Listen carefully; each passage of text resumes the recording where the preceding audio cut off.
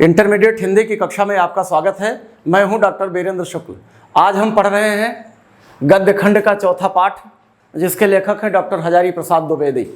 Doctor Hazari Prasad Dwivedi बहुत विद्वान लेखक हैं। ये इनका चित्र आपके सामने है। बहुत विद्वान लेखक हैं और ये जीवन परिचय के हिसाब से आपके लिए बहुत महत्वपूर्ण है। बोर्ड परीक्षा के लिए बहुत महत्वपूर्ण है डॉक्टर हजारी प्रसाद द्विवेदी, इसलिए इनका जीवन परिचय बहुत कायदे से पढ़ लीजिएगा। अब देखें कि जैसे ये बॉक्स बना हुआ है दाहिने साइड में, बॉक्स ऐसे लिखते समय बना लीजिए और बॉक्स में जन्म, मृत्यु, माता पिता का नाम और कुछ प्रमुख रचनाएं 3-4 पॉइंट डाल दीजिए। बस ये आपका जीवन परिचय बहुत बढ़िया बन जाएगा। उसके बाद पूरा खुलासा कीजिए। आचार्य हजारी प्रसाद द्विवेदी का जन्म पूरा पढ़ लीजिएगा। बलिया जिले के दुबे का छपरा के एक ब्राह्मण कुल में हुआ था, पूरी बात पढ़ लीजिए और 80 शब्द का मतलब एक पेज में बढ़िया सा लिख दीजिएगा। बस याद रखिएगा, हजारी प्रसाद द्विवेदी का जीवन परिचय आएगा ही आएगा। और जीवन परिचय के मामले में मैं कहूं कि आप 2 लोगों का जीवन परिचय तैयार कर लो, वासुदेव शरण अग्रवाल और डॉक्टर हजारी प्रसाद द्विवेदी। तीसरे की तैयार करने की जरूरत नहीं है। तो आज हम हजारी प्रसाद द्विवेदी को पढ़ रहे हैं। एक पेज में इनका जीवन परिचय तैयार कर लीजिए और इनकी रचनाएं देख लीजिए। इतिहास, निबंध संग्रह, उपन्यास, 4 उपन्यास इन्होंने लिखे। बाण भट्ट की आत्मकथा, अनामदास का पोथा, चारुचंद्र लेख और पुनर्नरवा। और कुछ बोर्ड परीक्षा में आपसे रचनाएं भी पूछी जाती हैं। इन चारों में से एक रचना रखी है। और निबंध संग्रह देखिए, अशोक के फूल, कुटज, विचार प्रवाह, विचार और वितर्क, कल्पलता और आलोक पर्व, इनमें से भी एक रचना रखी पड़ी है, ये मान के चलिएगा। ये बहुत इंपॉर्टेंट है हजारी प्रसाद द्विवेदी जी। एक रचना कहीं न गई इनकी, इसलिए इनकी रचनाओं पर बहुत गौर कीजिएगा। अब आगे बढ़ते हैं, सीधे सीधे हम पाठ पर आते हैं। अशोक के फूल, ये है पाठ आपका, अशोक के फूल। बहुत प्यारा निबंध है अशोक के फूल। देखो, डॉक्टर हजारी प्रसाद द्विवेदी जी बहुत विद्वान आदमी थे। भारतीय इतिहास और भारतीय संस्कृति का इन्होंने गहन अध्ययन किया था, इसलिए इनकी भाषा थोड़ी सी कठिन है। जो विद्वान होगा उसकी भाषा थोड़ी सी कठिन होगी। तो इस पूरे पाठ को आप अपनी पुस्तक से पढ़ जाइए, बहुत मज़ेदार है। अशोक एक पुष्प है, मतलब अशोक जंगलों में पाया जाता है। अशोक मैदान में नहीं पाया जाता, शहरों में नहीं पाया जाता। शहर में एक पौधा है जिसे लोग अशोक कहते हैं, वो अशोक नहीं है। लेखक बड़ा नाराज हुआ है इस बात पर कि लोग एक ऐसे पेड़ को अशोक कहते हैं जो अशोक है ही नहीं। अशोक तो जंगलों में मिलता है, लाल लाल फूलों के गुच्छे होते हैं उसमें। बहुत प्यारा निबंध है अशोक के फूल, इसे पढ़ लीजिएगा। अब हम सीधे सीधे आते हैं प्रश्न पर। आपके पेपर में 2 पैरा आएंगे, 2 में से 1 के 5 प्रश्नों का उत्तर आपको देना होगा। देखें, लंबा पाठ है ये, और अंत में फिर शब्दार्थ भी है, आप पढ़िए और शब्दों के अर्थ से इस पाठ को सरल कर लीजिए। अगर आप पाठ नहीं पढ़ोगे तो जब पैराग्राफ आएगा, जब गद्यांश आएगा, गद्यखंड आएगा, तो आपको ये नहीं पता चलेगा कि ये कहाँ से आया है। तो आपका संदर्भ 2 नंबर का तुरंत गलत हो जाएगा। इसलिए पढ़ना बहुत जरूरी है। जब आप पढ़े रहोगे तभी उत्तर दे पाओगे। आइए अभ्यास के प्रश्न में हम देखें। पहला पैरा देखते हैं। कोई नहीं कह सकता, ऐसा तो कोई नहीं कह सकता कि कालिदास के पूर्व भारतवर्ष में, थोड़ा सा ऊपर हो गया है, अब फिर से देखते हैं हम। का निम्नलिखित गद्यांशों पर आधारित प्रश्नों के उत्तर दीजिए। का, इसको पढ़ लीजिए। भारतीय साहित्य में और इसलिए जीवन में भी इस पुष्प का प्रवेश और निर्गम दोनों ही विचित्र नाटकीय व्यापार हैं। ऐसा तो कोई नहीं कह सकता कि कालिदास के पूर्व भारतवर्ष में इस पुष्प का कोई नाम ही नहीं जानता था, परंतु कालिदास के काव्यों में ये जिस शोभा और सौकुमार्य का भाव लेकर प्रवेश करता है, वह पहले कहाँ था। उस प्रवेश में नववधू के गृह प्रवेश की भांति शोभा है, गरिमा है, पवित्रता है और सुकुमारता है। फिर एकाएक मुसलमानी सल्तनत की प्रतिष्ठा के साथ ही साथ ये मनोहर पुष्प साहित्य के सिंहासन से चुपचाप उतार दिया गया। नाम तो लोग बाद में भी लेते थे, पर उसी प्रकार जिस प्रकार बुद्ध विक्रमादित्य का, अशोक को तो जो सम्मान कालिदास से मिला वह अपूर्व था। सुंदरियों के असंजनकारी नूपुर वाले चरणों के मृदु आघात से वह फूलता था, कोमल कपोलों पर करुणावतंस के रूप में झूलता था और चंचल नील आलकों की अचंचल शोभा को 100 गुना बढ़ा देता था। वह महादेव के मन में क्षोभ पैदा करता था, मर्यादा पुरुषोत्तम के चित्त में सीता का भ्रम पैदा करता था और मनोजन्मा देवता के एक इशारे पर कंधों से ही फूट पड़ता था। देखो, ये थोड़ा बड़ा पैरा है, हो सकता है इतना बड़ा पैरा आपके पेपर में ना आवे, इसका आधा आ जाए, लेकिन जितना ज़्यादा आपका अभ्यास होगा उतना ही आप उत्तर देने में समर्थ हो पाओगे। चलो पहला प्रश्न, पहला उत्तर देखिए, उपर्युक्त गद्यांश का संदर्भ लिखिए। पहला प्रश्न, संदर्भ लिखिए। अब संदर्भ आप जानते हैं, आप लिखोगे प्रस्तुत गद्य खंड या प्रस्तुत गद्यांश हमारी पाठ्यपुस्तक हिंदी के अशोक के फूल नामक पाठ से लिया गया है। इस पाठ के लेखक डॉक्टर हजारी प्रसाद द्विवेदी जी हैं और हिंदी अशोक के फूल और डॉक्टर हजारी प्रसाद द्विवेदी, इसको काले स्केच से या काली पेन से या अंडरलाइन करके या हाईलाइट करके लिखना है, जिससे परीक्षक सबसे पहले देख ले आपके प्रमुख उत्तर को और आपको पूरा नंबर दे दे। नहीं आप छिपा के लिख दो, उसे यही ना पता चले कि लेखक कौन है, काट देगा वो। अब दूसरा,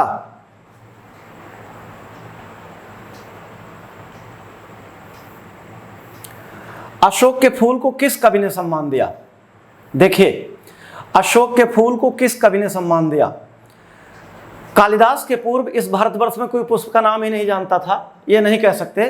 तो आप इसका उत्तर लिखोगे कि अशोक को संस्कृत के महान कवि कालिदास ने सम्मान दिया। तीसरा प्रश्न देखिए, उपयुक्त गद्यांश में किस प्रसंग का वर्णन है? अब इसमें किसका वर्णन है? तो उपयुक्त गद्यांश में अशोक की महिमा का वर्णन किया गया है। हो गया। अगला प्रश्न देखिए, चौथा, अशोक के पुष्प को सम्मान किससे मिला? कालिदास से मिला, सीधा उत्तर है। पांचवा, गद्यांश के रेखांकित अंश की व्याख्या कीजिए। ये जरूर आएगा। अब आप देखो, जो ये काले से लिखा हुआ है, कालिदास के काव्यों में ये जिस शोभा और सौकुमार्य का भाव लेकर प्रवेश करता है वह पहले कहाँ था? उस प्रवेश में नववधू के गृह प्रवेश की भांति शोभा है, गरिमा है, पवित्रता है और सुकुमारता है। मतलब अशोक का फूल को कालिदास ने बहुत महत्व दिया है और कालिदास के काव्यों में ये उसी तरह आया है जैसे घर में पहली बार विवाह करके दुल्हन प्रवेश करती है। जिस तरह दुल्हन बड़ी सुंदर सुकुमार सजी वजी होती है, उसी तरह से अशोक का फूल भी कालिदास के काव्य में उसी हिसाब से प्रवेश करता है। अगले प्रश्न का उत्तर देखिए, किस काल में अशोक को साहित्य के सिंहासन, देखो आपको 5 प्रश्न करना है, आप ज्यादा अभ्यास कर लो। एक और देख लेते हैं, किस काल में अशोक को साहित्य के सिंहासन से उतार दिया गया? उत्तर इसी में है। देखो, साहित्य के सिंहासन से चुपचाप उतार दिया गया। कब? एकाएक मुसलमानी सल्तनत में। मतलब जब मुसलमानी सल्तनत भारत में आई, जब मुस्लिमों का शासन भारत में आया, जब मुसलमान भारत के शासक हुए, तो उनकी जो रचनाएं थीं उनमें अशोक नहीं आया, उसे सिंहासन से उतार दिया गया। तो इस तरह एक पैरा के 5 प्रश्नों का उत्तर हमने हल कर लिया है। आप अपनी पुस्तक के जितने भी पैरा महत्वपूर्ण हैं सबको अपने रफ में हल करो और हल करके अभ्यास करो, अपने शिक्षक को दिखाओ, आपकी जो कमियां होगी वो दूर करते रहेंगे। चलिए अगला पैरा लेते हैं।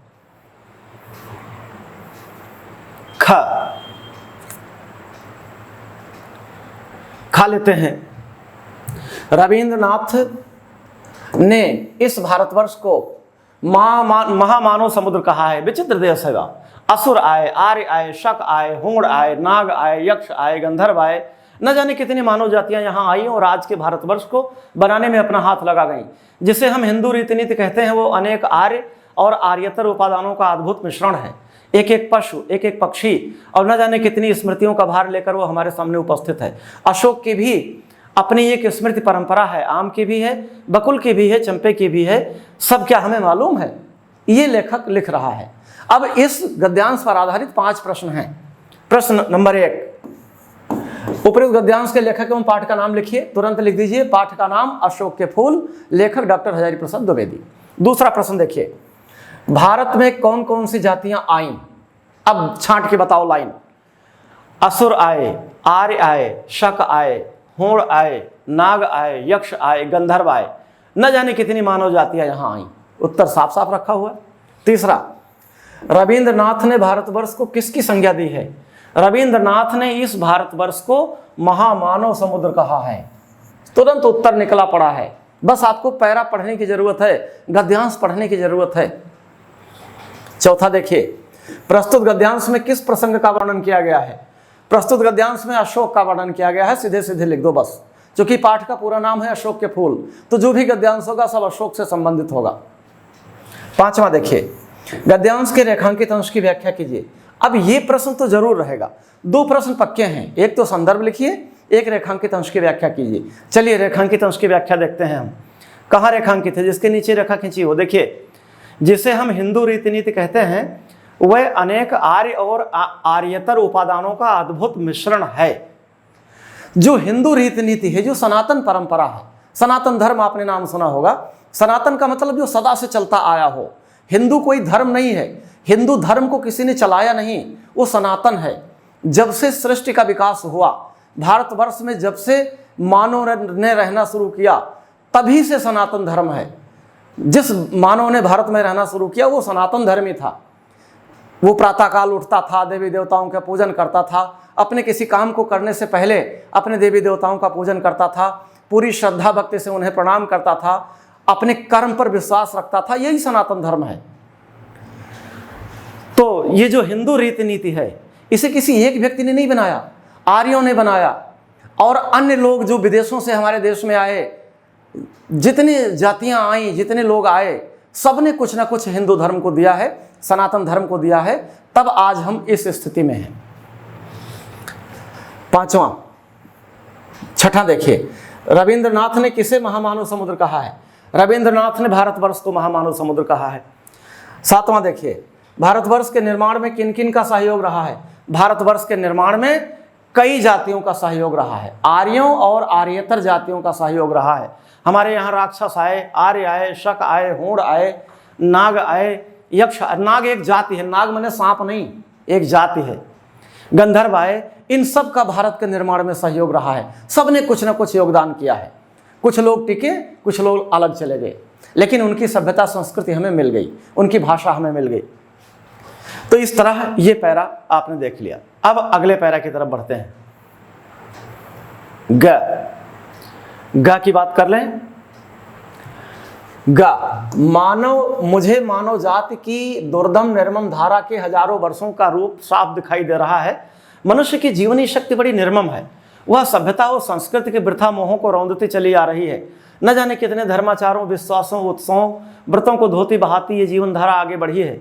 संघर्षों से मनुष्य ने नई शक्ति पाई है। हमारे सामने समाज का आज जो रूप है वह न जाने कितने ग्रहण और त्याग का रूप है। देश और जाति की विशुद्ध संस्कृति केवल बाद की बात है। सब कुछ में मिलावट है, सब कुछ अविशुद्ध है। शुद्ध है केवल मनुष्य की दुर्दम जिजीविषा। जिजीविषा माने जीने की इच्छा। वह गंगा की अबाधित अनाहत धारा के समान सब कुछ को हजम करने के बाद भी पवित्र है। ये पैरा एक गद्यांश हो गया, गद्यखंड हो गया। अब इस पर आधारित 5 प्रश्नों के उत्तर। पहला प्रश्न, प्रस्तुत गद्यांश का संदर्भ लिखिए। तुरंत लिख दीजिए। प्रस्तुत गद्यांश हमारी पाठ्यपुस्तक हिंदी के अशोक के फूल नामक पाठ से लिया गया है। इसके लेखक डॉक्टर हजारी प्रसाद द्विवेदी जी हैं।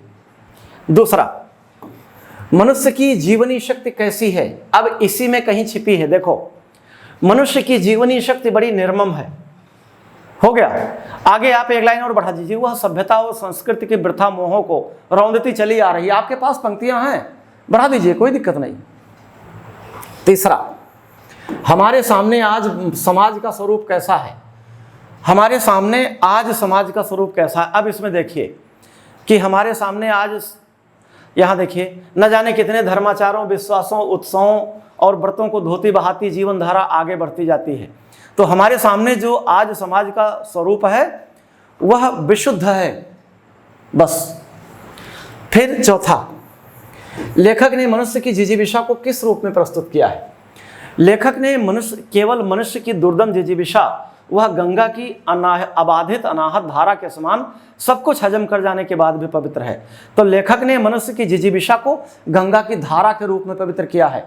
गंगा में आप चाहे पवित्र अपवित्र, चाहे जो चीज फेंक दीजिए, गंगा सबको निर्मल कर देती है, सबको पवित्र कर देती है। उसी तरह मनुष्य की जिजीविषा है, सब कुछ पवित्र है। 5वां, रेखांकित अंश की व्याख्या कीजिए। अब रेखांकित कहाँ है? देखिए, शुद्ध है केवल मनुष्य की दुर्दम जिजीविषा, जीने की इच्छा। मनुष्य की जो जिजीविषा है, जीने की इच्छा है, ये बड़ी दुर्दम है, इसे नष्ट नहीं किया जा सकता।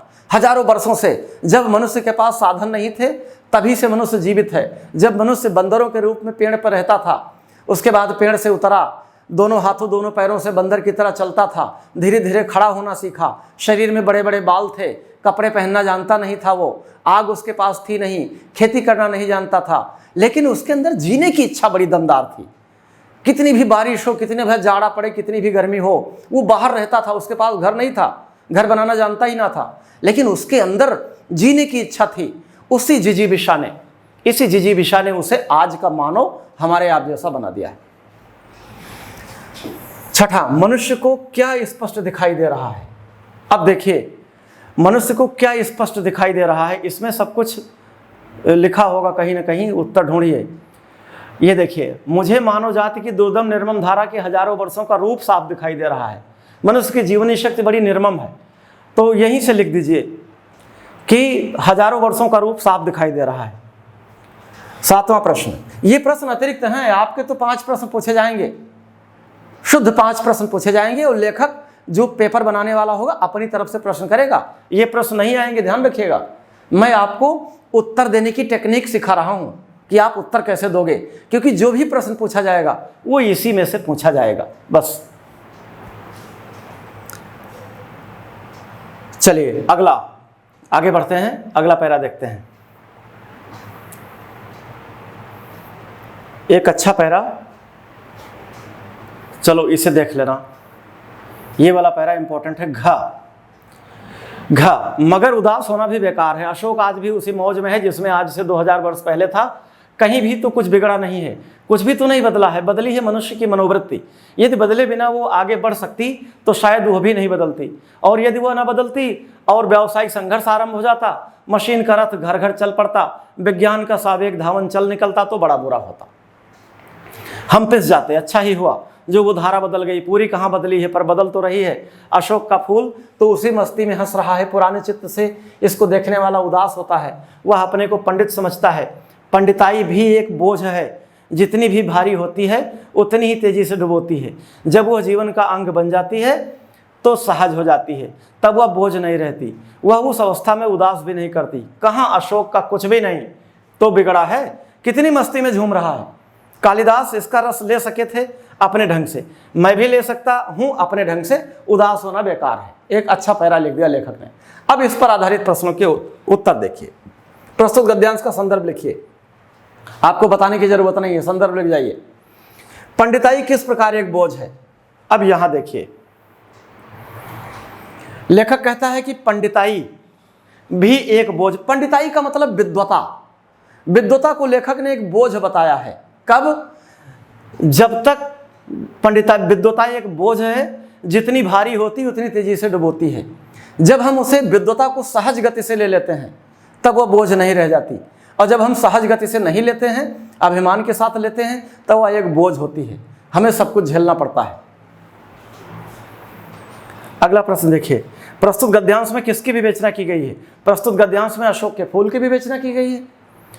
प्रस्तुत गद्यांश में लेखक किसकी मनोवृत्ति बदलने की बात कर रहा है। पहला देखिए, बदली है मनुष्य की मनोवृत्ति। मनुष्य की मनोवृत्ति बदलने की बात कर रहा है लेखक। अगला प्रश्न देखिए, लेखक के अनुसार किस में परिवर्तन हुआ है। देखिए, लेखक के अनुसार किस में परिवर्तन हुआ है। अब यहां पढ़िए कि परिवर्तन कहां आया है। बदली है मनुष्य की मनोवृत्ति। मनुष्य की मनोवृत्ति में परिवर्तन हुआ है। और एक आध प्रश्न ले लेते हैं। मनोवृत्ति और धावन शब्दों का आशय लिखिए। देखिए, मनोवृत्ति, ये मनुष्य की मनोवृत्ति मतलब मन की वृत्ति, आचरण, मन की चंचलता, मन का स्वभाव, इसे मनोवृत्ति कहते हैं। और धावन कहाँ है? ये धावन माने दौड़ना, चलना। तो ये पैरा भी पूरा हो गया। अब आगे बढ़ते हैं। च और छ, दो पैरा हमारे सामने हैं और दोनों अच्छे हैं, दोनों इंपॉर्टेंट हैं। चलिए इन पर हम विस्तार से चर्चा करते हैं। च, अशोक को जो सम्मान कालिदास से मिला वह अपूर्व था। सुंदरियों के आसंजनकारी नूपुर वाले चरणों के मृदु आघात से वह फूलता था। कोमल कपोलों पर कर्णावतंस के रूप में झूलता था और चंचल नील अलकों की अचंचल शोभा को सौगुना बढ़ा देता था। वह महादेव के मन में क्षोभ पैदा करता था, मर्यादा पुरुषोत्तम के चित्त में सीता का भ्रम पैदा करता था और मनोजन्मा देवता के एक इशारे पर कंधों पर से ही फूट उठता था। मनोजन्मा देवता कामदेव, कामदेव प्रेम के देवता, देवताओं में सबसे सुंदर देवता। लिखा है महादेव के मन में भी क्षोभ पैदा करता था। मतलब अशोक का फूल इतना सुंदर था, उसकी सुगंध इतनी मादक थी कि महादेव के मन में भी क्षोभ पैदा हो जाता था। जब सीता का हरण हो गया था तो राम को अशोक के फूल को देखकर सीता का भ्रम हो जाता था, क्योंकि सीता जी अशोक के फूलों से अपना श्रृंगार किया करती थी। और मनोजन्मा देवता कामदेव, उन कामदेव के 5 बाण माने जाते हैं, और वह अपना बाण जिस पर चलाने लगते हैं उसकी प्रेम करने की इच्छा होती है। कथा में इस प्रकार की बात आई है। तो अशोक एक बाण है, एक अशोक के फूलों के बाण कामदेव के तरकश में रहते हैं। अब प्रस्तुत गद्यांश का संदर्भ लिखिए। पहला संदर्भ तुरंत लिख दीजिए, फिर दूसरा प्रश्न देखते हैं। रेखांकित है उसकी व्याख्या कीजिए। अब रेखांकित कहाँ है ये देखिए। अशोक को जो सम्मान कालिदास से इन्होंने रेखांकित नहीं किया है, आप अपने हिसाब से रेखांकित कर लीजिए। चलिए, हमने पहली लाइन को रेखांकित कर दिया। अशोक को जो सम्मान कालिदास से मिला था वो अपूर्व था। इतना मतलब अशोक के फूल का जो वर्णन संस्कृत के महान कवि कालिदास ने किया है, वह वर्णन किसी भी कवि ने नहीं किया, संस्कृत के अन्य कवियों ने भी नहीं किया।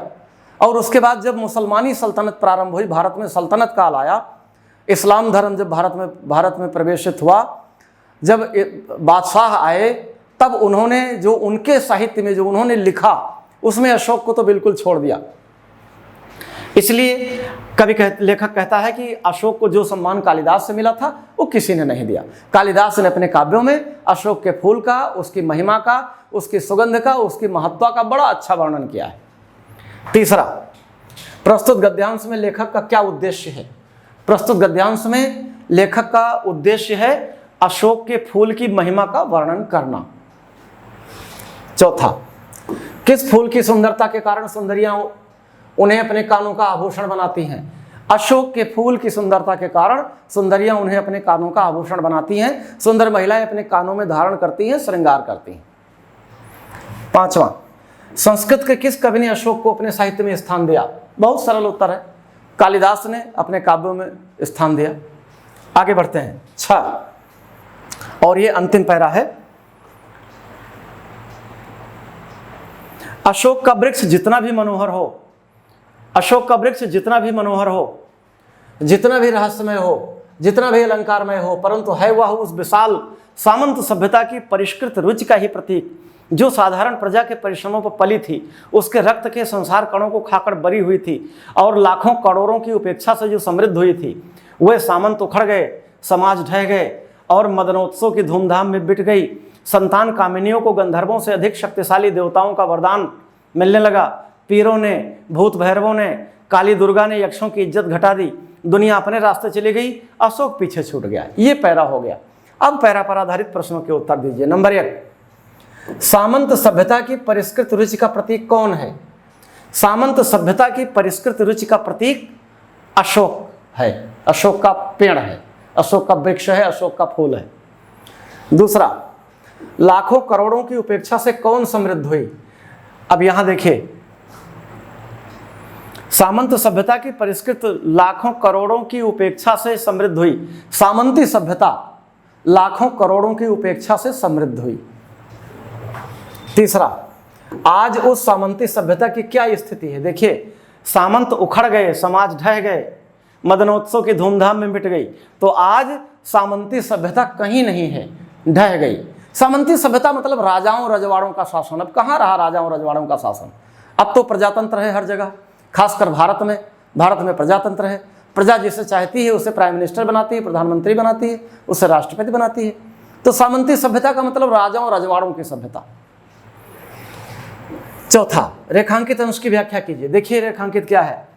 वे सामंत उखड़ गए, समाज ढह गए और मदनोत्सव की धूमधाम में मिट गई। जो पुरानी बातें थी, आज वो राजा रजवाड़े जिंदा नहीं रहे।